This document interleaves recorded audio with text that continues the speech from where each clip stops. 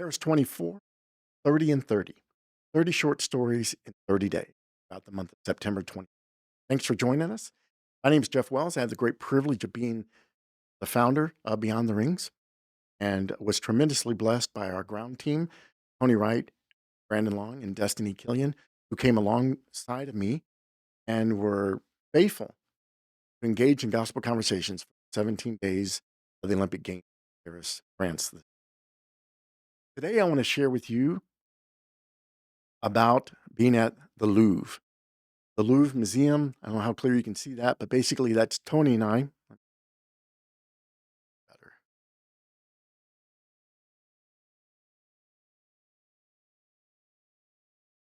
Option. There we go. This is a picture of Tony and I at the Olympic rings that they had set up just outside the Louvre.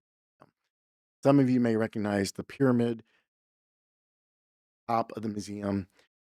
Museum is diverse and it's huge. We did not go in the museum. We didn't have time. Tickets were kind of hard to come by, but you could do it. We just didn't have time. We chose not to use our time to go to the museum, although that's where the Mona. But instead, we spent our time at the looking for gospel conversations. On this particular day, we thought if we could find the Olympic ring, surely there'll be people that are interesting because of our pens. We bring pens, reading the Olympics message.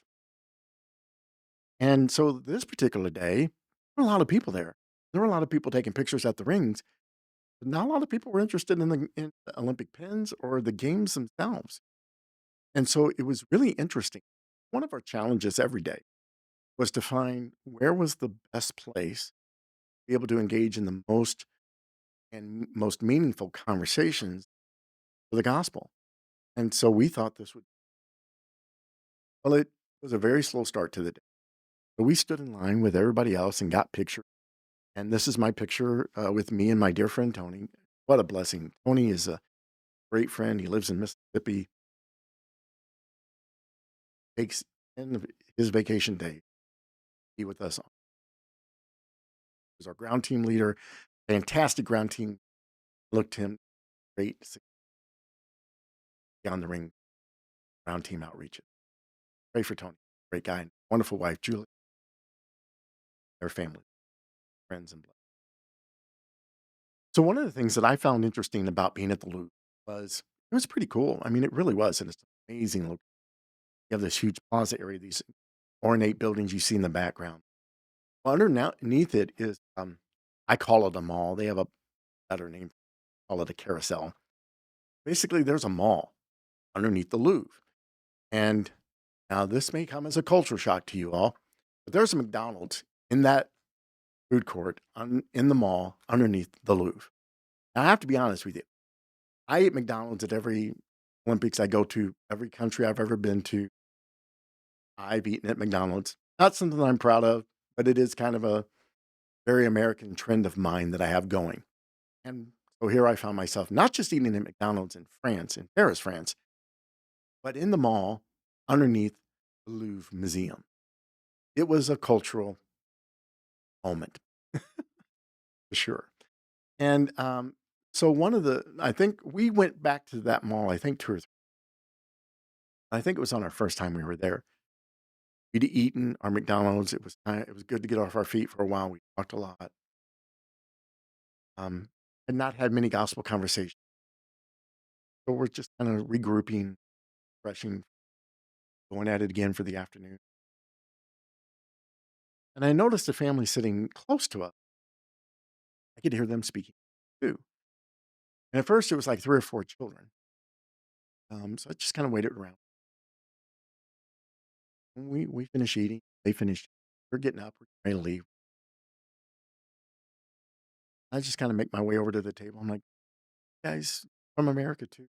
Very common.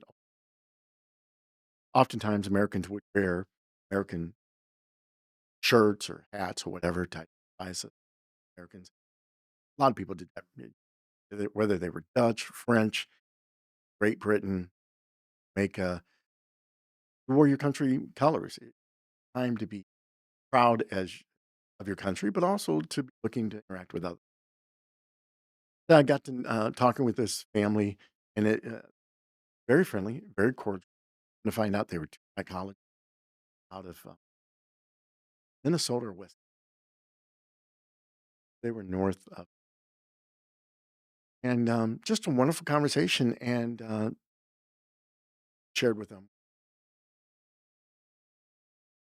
I said we actually have pins part of our minute. Give them away for our pin. And it was at the moment that we're good, but thank you. So it was just one of those moments where, initially felt like a very good was it was a very good, cordial, very friendly encounter, lovely opportunity to engage with a other American, talk about her experience being find out a little bit about it. But as I sought to transition the conversation to the gospel, not having it. They were polite. Could have been much more, could have been ugly. They weren't. And so I share this as an example to say, you know what, not every time. And when you're at the Olympics, Paris, France, that is are gonna I succeed. Share the full gospel. That's not even a great definition. But you're not always gonna have full-fledged gospel conversation. Even if you have a good encounter, it's not always going to necessarily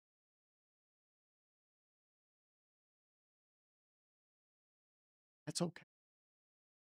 We're sensitive, leading the Holy Spirit. We've prayed and asked, lead and direct our step and give us his eyes, his ear, his heart. Use us as voice. We're following the Holy Spirit. We either need to be obedient and following, saying and doing what he leads, or he has led us to not open further. Have to follow the Holy that conversation,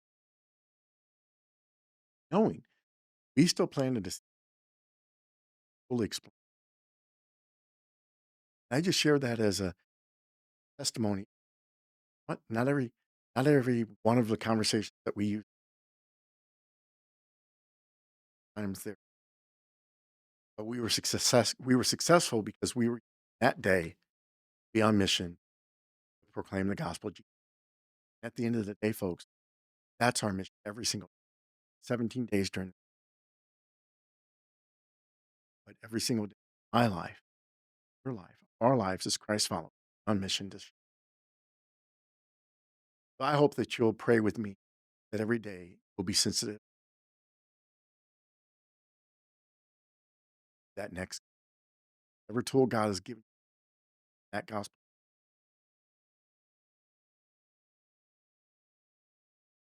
So thank you for tuning in today for another short story. Let me just invite you to join us for the Paris 24 Outreach Celebration coming up September 29th. Going to be at Concord, South St. Louis County on Tesson Fair. This is a free event. We'll be serving desserts and drinks, and we invite you to come and hear more stories, see more pictures, see some video, hear from the ground team about our Paris 24 outreach. We will also that night launch Beyond the Rings Italy 26 outreach, and we'll do that with a love offering that night as we will seek to make new pins and be on the ground for the Italy 2026 Winter Games on winter 2026, just around. And so we invite you to come and be a part of our celebration. Celebrate what God did in Paris 24 and what we believe He will on the ground in Italy 26. Till then, thanks so much.